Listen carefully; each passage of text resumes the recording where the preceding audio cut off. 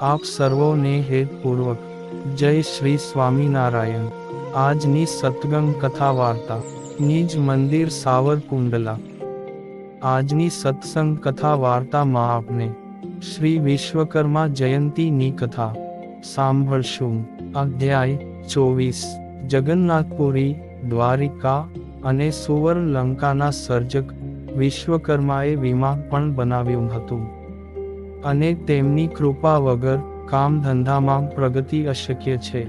આજે ભગવાન વિશ્વકર્માની જન્મ જયંતી છે। ભગવાન વિશ્વકર્માએ દેવતાઓ માટે અસ્ત્રો, શસ્ત્રો, ભવનો અને મંદિરો બનાવ્યા હતા। કલાકારો, શિલ્પકારો, કારીગરો, સુથાર, લુહાર, પંચાલ અને સોનીકામ કરતા લોકો આજના દિવસે ભગવાન વિશ્વકર્મા અને પોતાના ઓજારોની પૂજા અર્ચના કરતા હોય છે।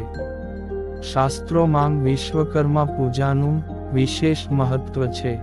ભગવાન વિશ્વકર્માની જન્મ જયંતી દર વર્ષે કન્યા સંક્રાંતિના દિવસે ઉજવવામાં આવે છે। આ દિવસે અસ્ત્રો અને શસ્ત્રોની પૂજા કરવામાં આવે છે।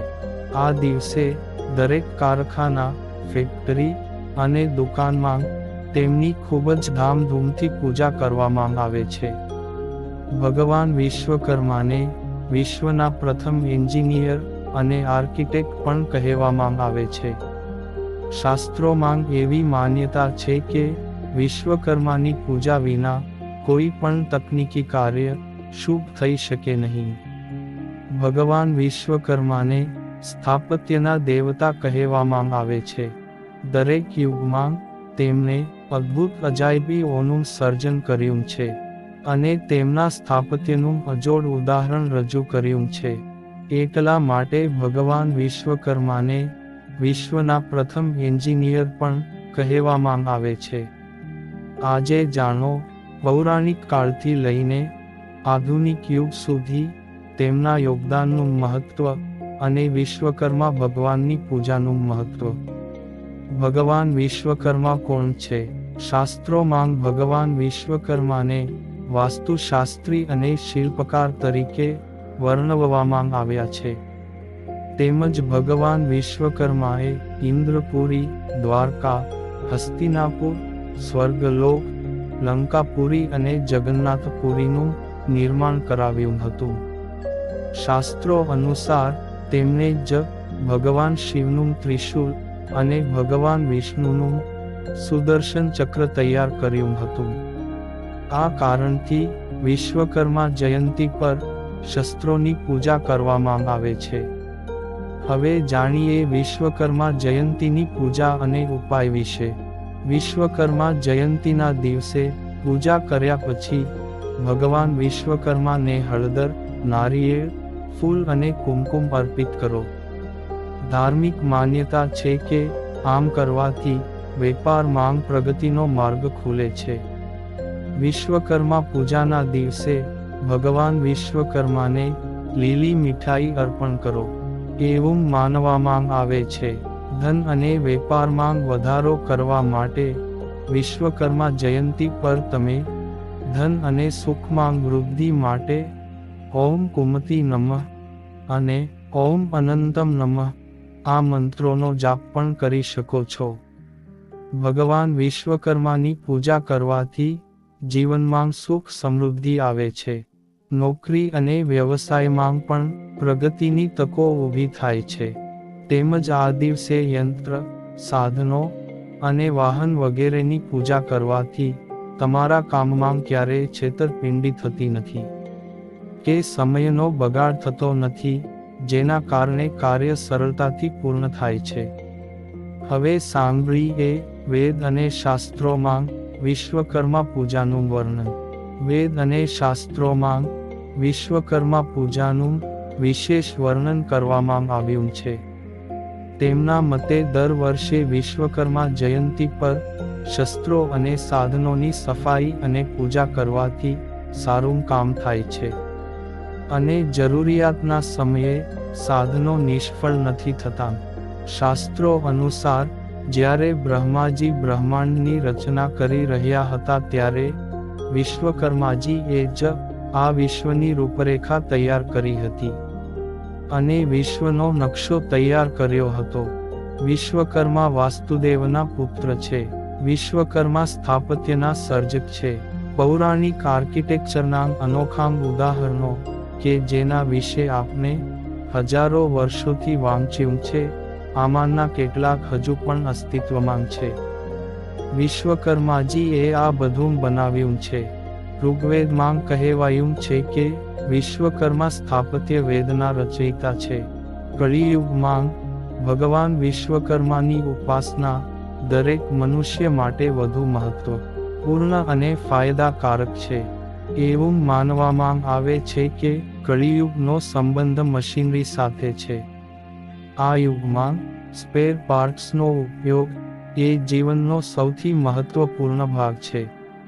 લેપટોપ, મોબાઈલ ફોન અને ટેબ્લેટ જેવા આવશ્યક ઉપકરણો માનવ જીવનના આવશ્યક અંગો બની ગયા છે. આ બધા પણ એક પ્રકારના મશીન છે.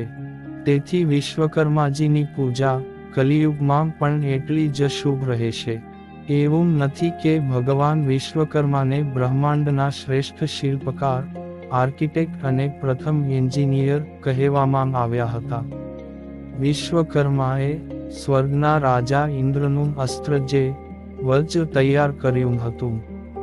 તેમણે ઓરિસ્સામાં ભગવાન જગન્નાથ, બલભદ્ર અને સુભદ્રાની મૂર્તિઓ પણ બનાવી હતી. માતા પાર્વતીની સૂચનાથી વિશ્વકર્માજીએ સોનાની લંકા બનાવવાનું કાર્ય પણ પૂર્ણ કર્યું હતું.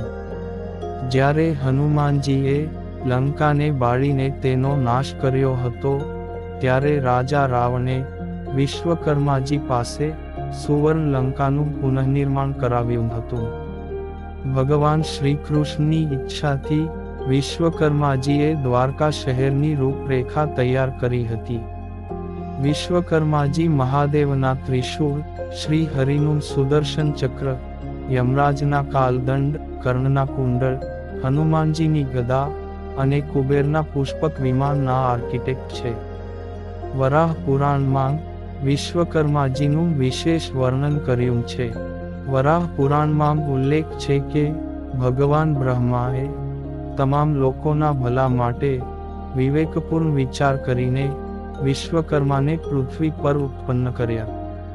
તે મહાપુરુષ વિશ્વકર્મા ઘર, કુવા, રથ, શસ્ત્રો વગેરે તમામ પ્રકારની કળાની વસ્તુઓના સર્જક છે, જે યજ્ઞો અને લગ્ન વગેરેમાં ઉપયોગમાં લેવાતી શુભ કાર્યોની વચ્ચે તેઓ આદરણીય બ્રાહ્મણોના આચાર્ય બન્યા.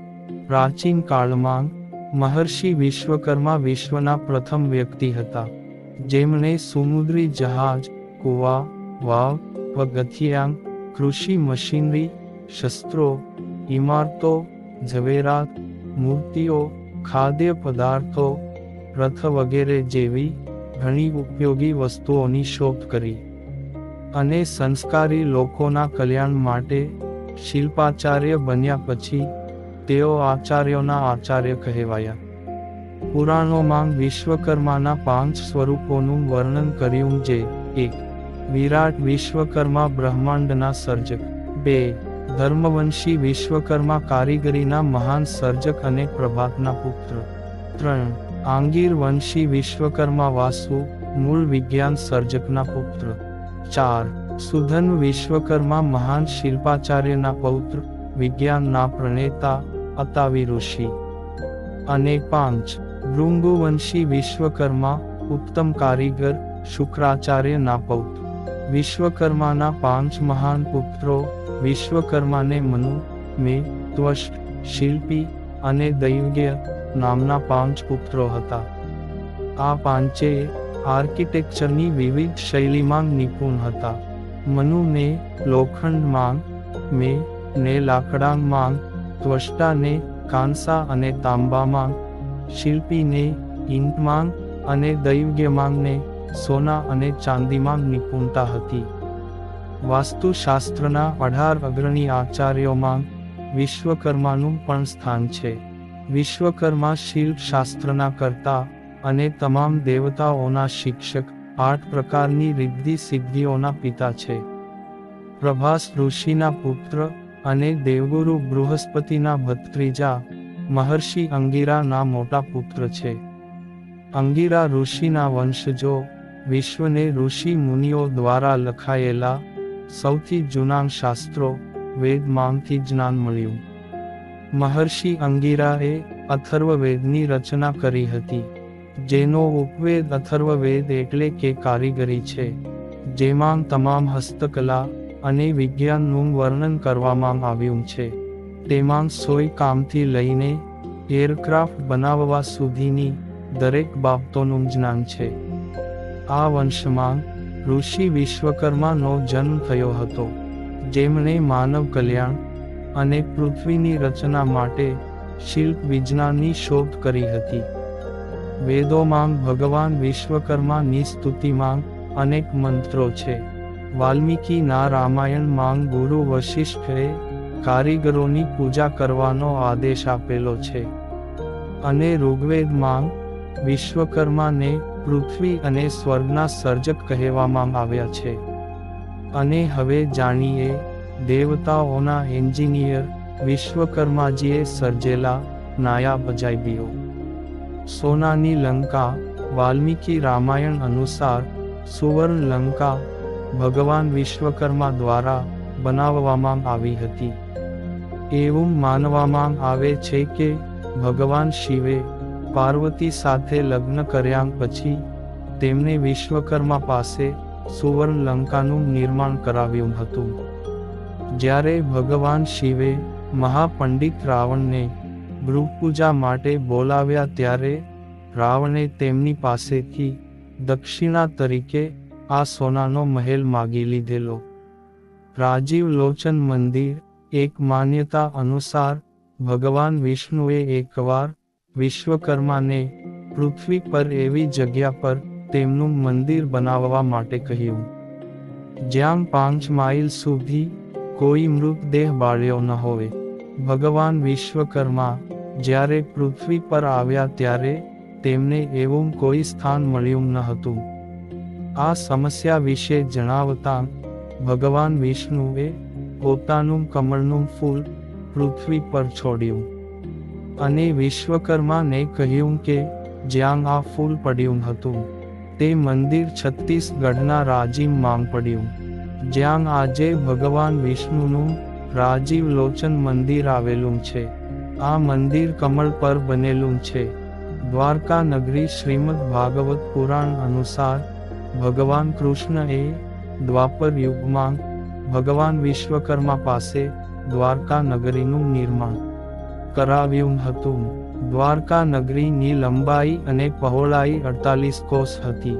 વાસ્તુશાસ્ત્ર અનુસાર વિશાળ મહેલ, પહોળા રસ્તાઓ, આંતરછેદ અને ગલીઓ બનાવવામાં આવી હતી.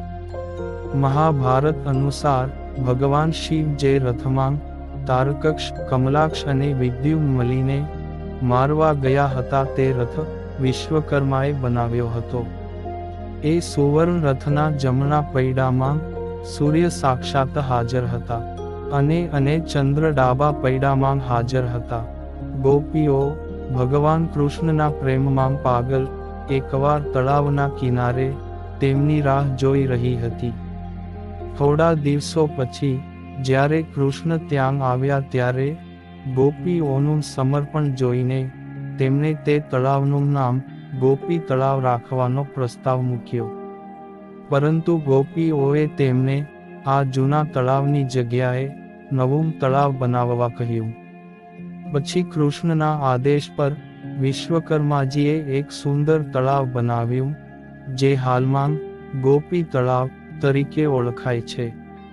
પશ્ચિમ તરફનું સૂર્ય મંદિર બિહારના ઔરંગાબાદમાં દેવ ખાતે ત્રેતા યુગમાં બનેલું પશ્ચિમમુખી સૂર્ય મંદિર તેની વિશેષ કલાત્મકતા માટે પ્રખ્યાત છે.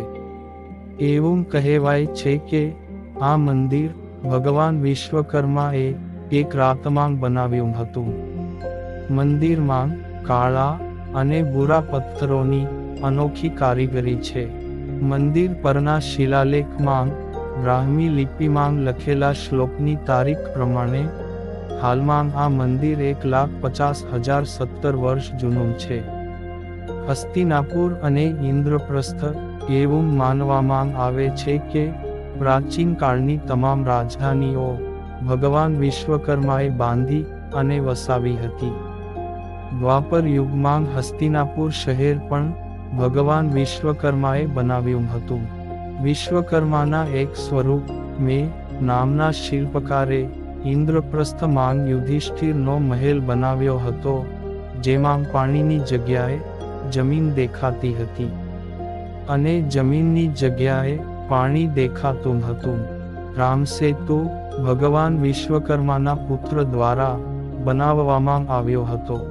વાલ્મીકી રામાયણ અનુસાર ભગવાન રામના આદેશ પર વાંદરાઓએ સમુદ્ર પર પથ્થરનો પુલ બનાવ્યો હતો.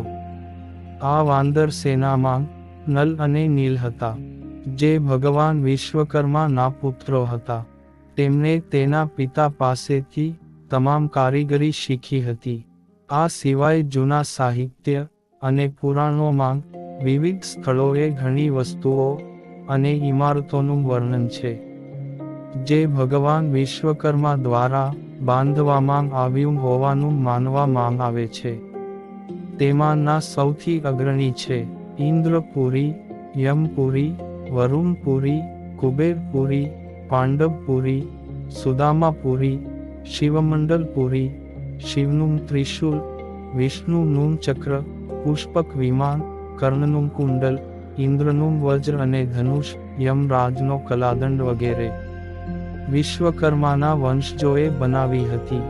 દુનિયાની આ અજાયબીઓ યજુર્વેદમાં મહર્ષિ દયાનંદ સરસ્વતીના ભાષ્યમાં કહેવાયું છે કે સંસારના બધા કર્મો જે પોતાનાથી થાય છે તે જ વિશ્વકર્મા છે. મનુ વિશ્વકર્માજીએ દૂરદર્શન એટલે કે ટેલિસ્કોપની શોધ કરી હતી. વિશ્વમાં ઇજિપ્તના પિરામિડ, અજંતા ગુફાઓ, ચીનની મહાન દિવાલ, આગ્રાનો તાજમહેલ, પિસાનો ટાવર, વિયેના મંદિર વગેરેના નિર્માતાઓ વિશ્વકર્માના જ વંશ છે.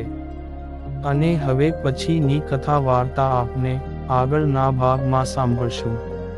અત્યારે આપ સર્વોને ભાવથી જય શ્રી સ્વામિનારાયણ.